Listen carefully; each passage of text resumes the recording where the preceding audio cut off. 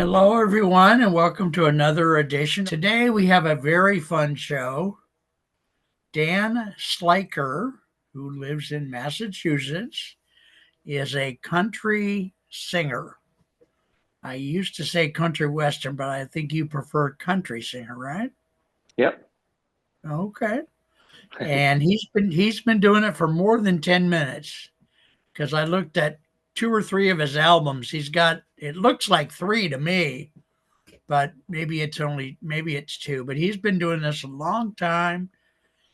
He plays piano, he plays guitar. He's got a group called the Sellouts. They have a very fun new album out. Just wild stuff. I'm going to be asking him questions just like I always do, folks. So let me go over to my questions and we'll get going here. Dan, tell us a little bit about you as a person. Like, where did you grow up? What kind of education did you have? That sort of thing, just to get us familiarized with you. Well, my parents met in Vermilion, Ohio, a place you're familiar with, I'm sure. I've heard Right, a little birdie told me, right. and they got they got married pretty soon after high school, and my dad went into the Coast Guard, so they started their adventure pretty early. I was born in Miami Beach um, when they were really young parents, and I don't remember much about that place, but I moved a bunch of places in Florida, Virginia, New Orleans, Puerto Rico. New Orleans Okay, again, and then settling in South Florida. So my dad being in a bunch of different places was kind of like a cool childhood for me. I ended up okay, settling, like I said, in Florida, went to high school there, and that took me to Tampa, where I went to the University of South Florida and majored in music. And then I changed to music education because one of my professors says you don't practice enough, and uh, maybe you want to think about going into like something like teaching because I seen you with your okay. classmates and everything, and you seem like you have that good personality. So actually, I was a pretty good natural teacher, and I went into teaching. I taught in Florida schools for about 13 years. Oh So that my was my. goodness. What grade level? I did everything. I kind of graduated. I started with elementary school. I got a job before my internship was even over teaching elementary music. And then I taught middle school for 10 years, and then I taught high school for 2 years. Hmm. So I kind of did it all. Well, yeah. Wow. That's good stuff, man. You were quite accomplished, and I hear that at when you're not doing your regular music, you're playing piano. You said somewhere at a nightclub or what? Yeah, I play piano in a nightclub. So that teaching part was like the first part of my musical life. And then I walked into a bar in Tampa called Howl at the Moon. It's a dueling piano bar, and I just watched Okay. these guys go back and forth. They were taking requests from the audience, and they were playing, and they weren't just playing the song. They were kind of being interactive, where you can sing back with them, and they would tell a joke about it. They get people Right. involved. I said, I really love this. This is really fun. I want to do this. But the problem was I wasn't such a good piano player. I was mostly a drummer at that point, so I had to get Okay.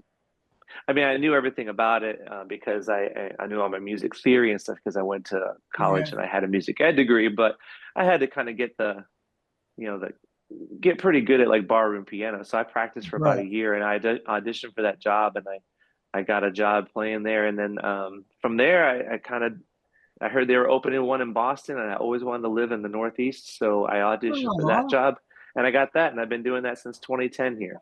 oh my God. Hey, I like that story. That's good stuff. Wow.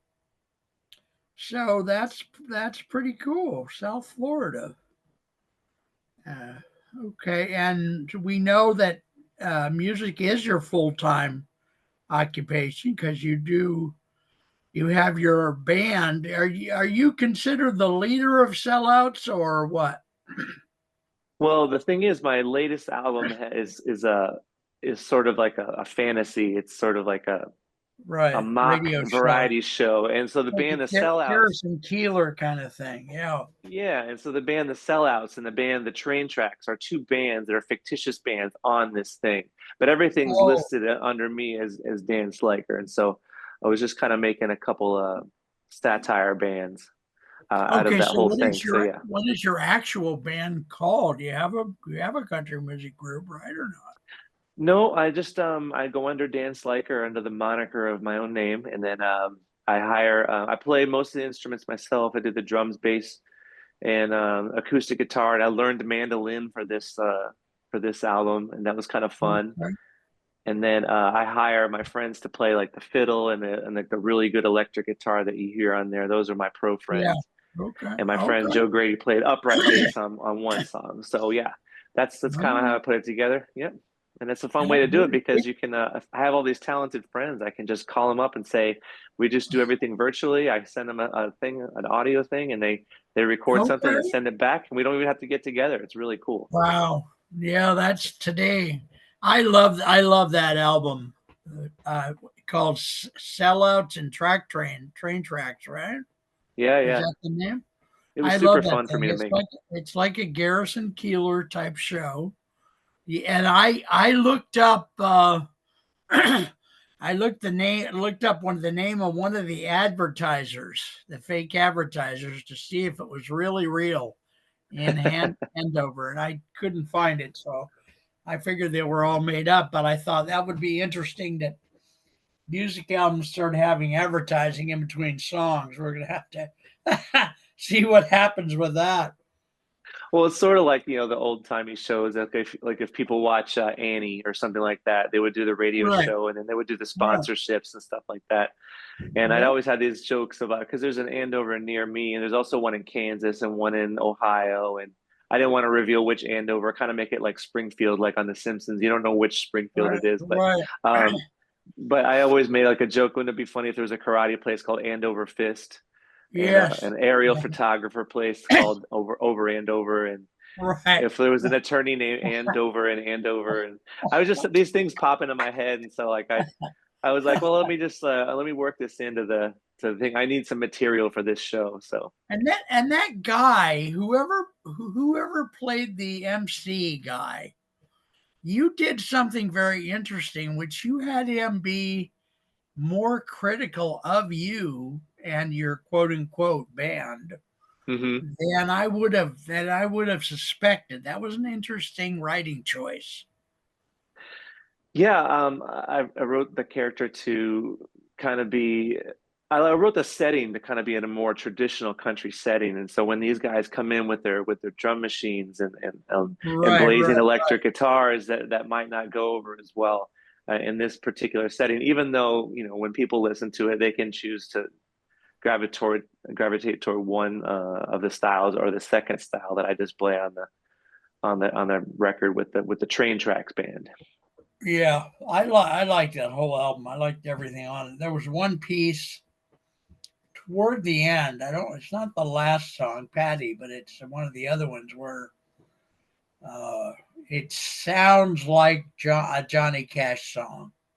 Yeah, yeah. So that was Two or called three Johnny songs. Cash Tattoo, right? Yeah. It's about a dude who Well, gets a Johnny Cash tattoo and it gives him all this confidence and whatever. And oh, so I had, I didn't read the title on that one. I didn't realize, but just to me, to my ear, it sounded like it because I grew up around country music, and yeah, I so wanted to make it sound like that. That was just like a fitting sound. It has like a dedication to Johnny. okay. Mhm. So, where can we find your music? Where can we find your new album's name is again? Sellouts and Train Tracks. Okay, Sellouts and Train Tracks. And I also have And an where old can EP called 808s and Fishing Lakes. And yeah, it's yeah, and it's where you can find it is nowadays we don't go to record stores and buy new records is for the most part. A lot of people are getting back into vinyl, but everything is streaming now. So right. all the music is free, which is kind of like a nice thing. It's an easier way for musicians to put out, a lower cost way for musicians to put out their music, and it's a lower cost way for people to consume it. So people can you can get it to more people. The downside is that you would think you don't make as much money from selling CDs, but the truth is, bands who are up and coming and weren't signed to a record label, they would have to spend a lot of money to print CDs and cassettes and vinyl and go out and sell them and hope to recoup and hope their CDs didn't turn into like coasters somewhere. or just Right, sit in a right, box in their cellar. So right. it's kind of the same as it ever was. People just do the music to have as many people hear it as possible. And that's all I want is just for as many people to hear the songs as possible, and hopefully a lot of them think it's fun and enjoy it. And that's a measure of success for me. Good. And someday if you get bigger, you can do an album where people purchase it. I mean, Exactly. probably how Coldplay and other people started out, so I would think. Lots of bands So, did, yeah. yeah. So okay. So now just so I can say this to people, we can buy your music on Amazon Music, and where else could we buy it? That's true. Yeah, Amazon Music, you can buy it there, or you can also buy it on Apple Music, iTunes Store. Okay. Just in There's a case they lot do of want that MP4 or MP3, other whichever. people. Yeah, there's some others like secondary stores, but the main two are the iTunes Store and the Amazon Music.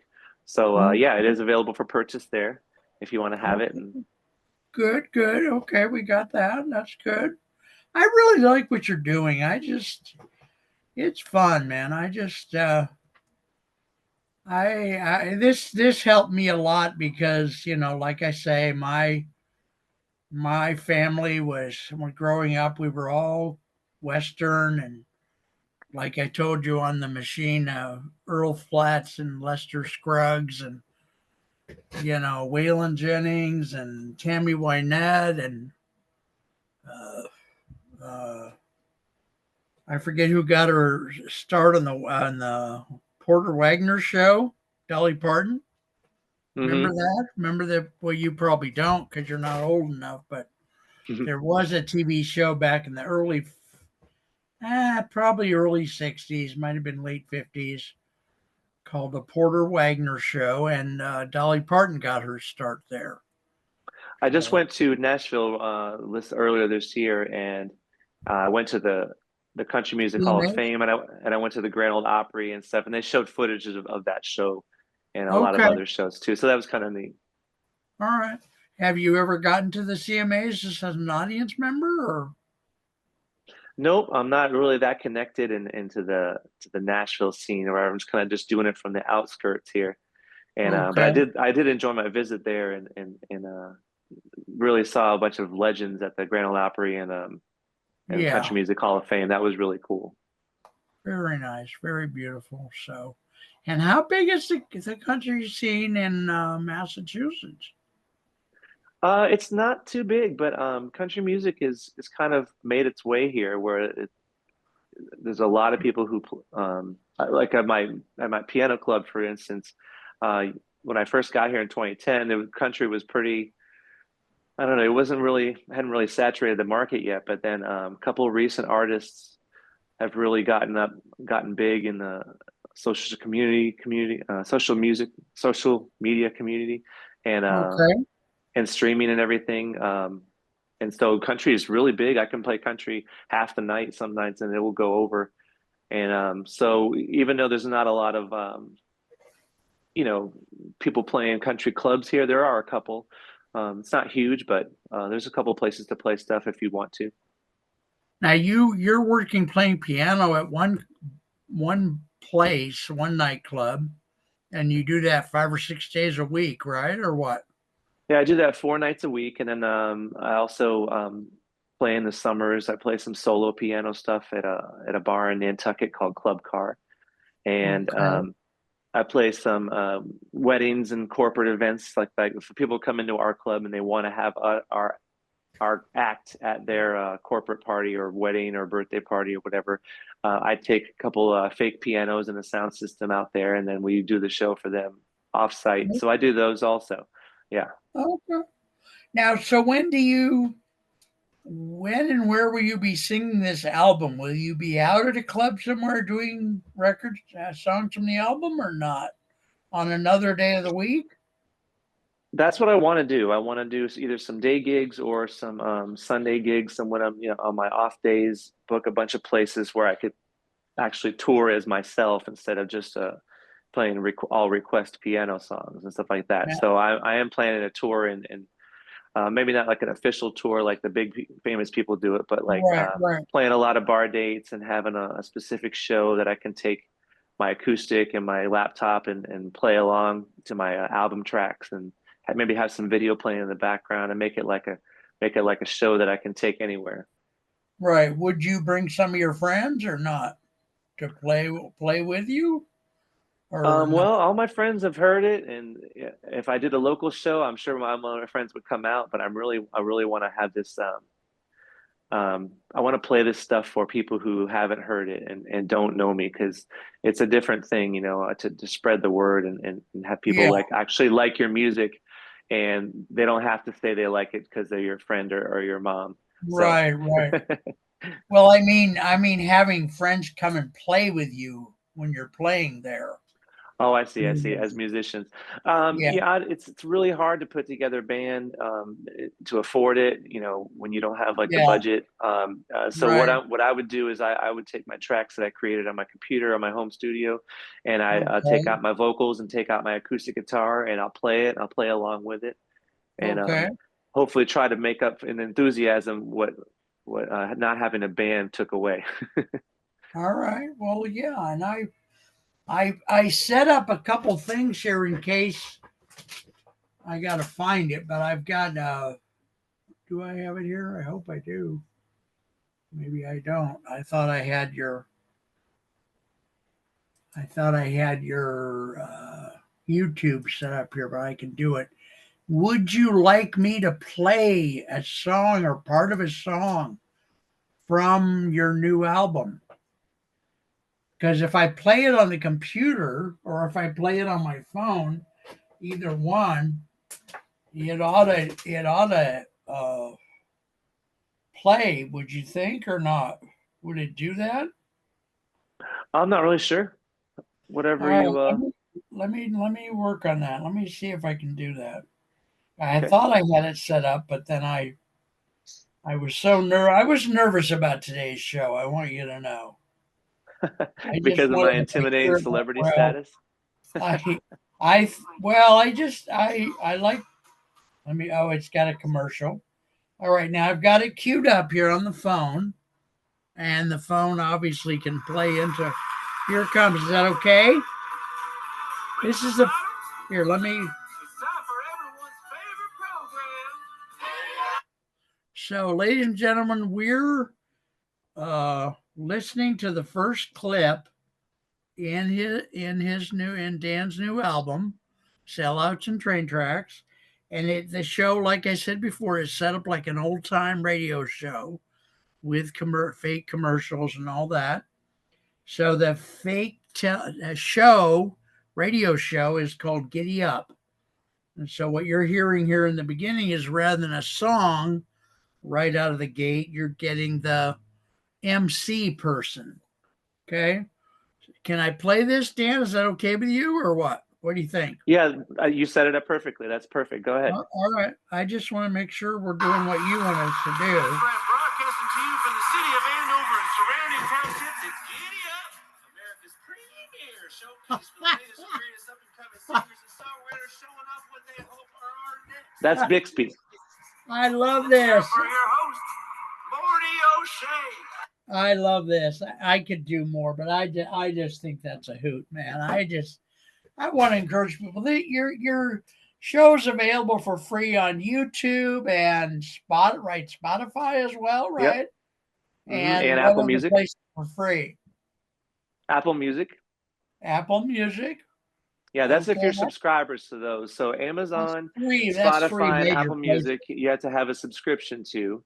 If you Yeah, don't want to buy the subscription to Apple, you can get it on iTunes Store, or if you just want it for free, you can go on YouTube or go on YouTube. But I suggest if you want to listen to it on YouTube, you go through my link tree and my sites. There's a collection on there that has it in order because if you just look it up, it's going to play the skits out of order, which won't make sense and everything like that. And I can provide that link to you guys to okay, provide on your yeah. show, so you Give can it to display us that. so we can put it in the put it in the show, you know, in the links of And the. that's a link tree. So you basically click on one site and it's got everything. It's one-stop shop in there. You can click on wherever you consume music, you can find yours and just click right on it. And it's an easy thing to just bookmark and have access to everything the way Oh, you listen to it. nice. Okay. Now, what would you like to say? I'm going to have to go back and find the actual questions, but what would you say to someone who's new to music, or even not even new yet, who's thinking about being in music?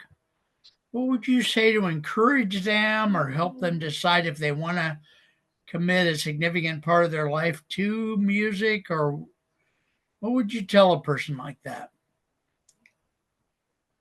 Well, quickly, I'll do an aside about my dual piano job. I'm really lucky I stumbled into that kind of music because musicians are notoriously spending a lot of money, spending all their money on gear, driving a million miles away to play a show for a bar tab or for $50 or something, you know, like being Right, underpaid for the amount of time that you put into becoming a musician.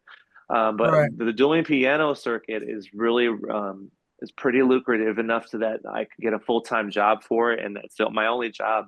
I do really well doing that as a job. But most musicians, and no matter how accomplished you are and how good you are, can have a hard time because our society doesn't really reward, you know, live music as much as they do like an very athlete or something like that.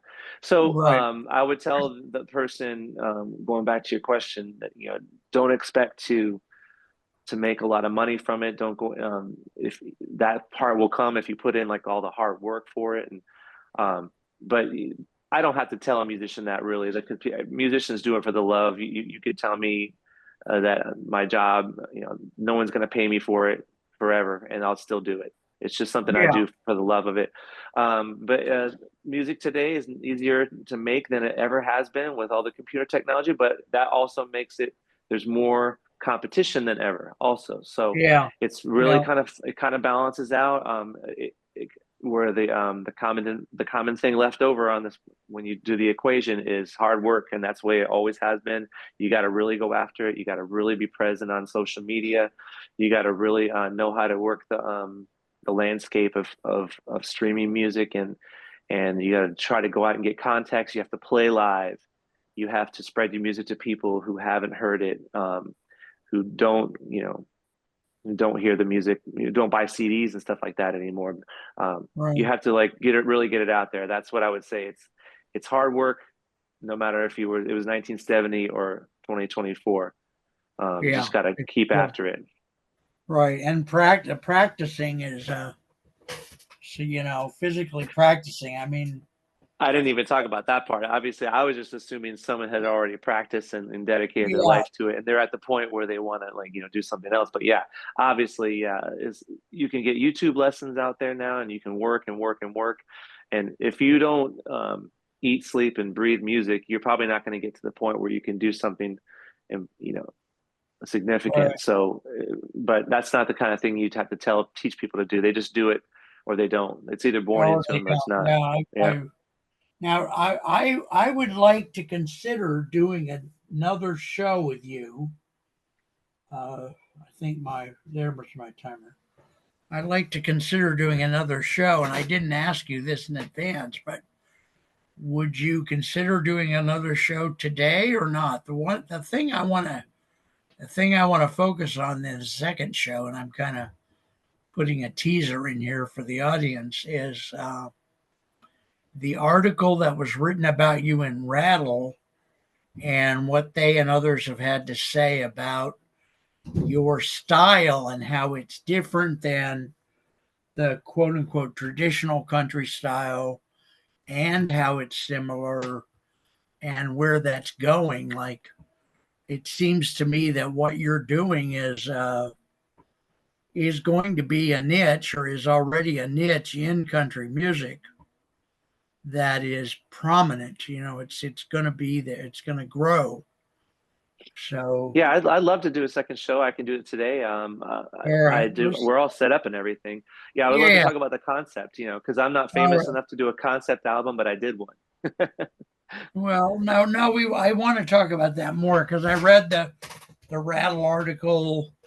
Well, I have a learning disability, but I read it twice, but I still there's a lot to learn. So yeah, so ladies and gentlemen, we are going to close up our show, and as you know, we're going to do another show, and it'll be labeled show number 2.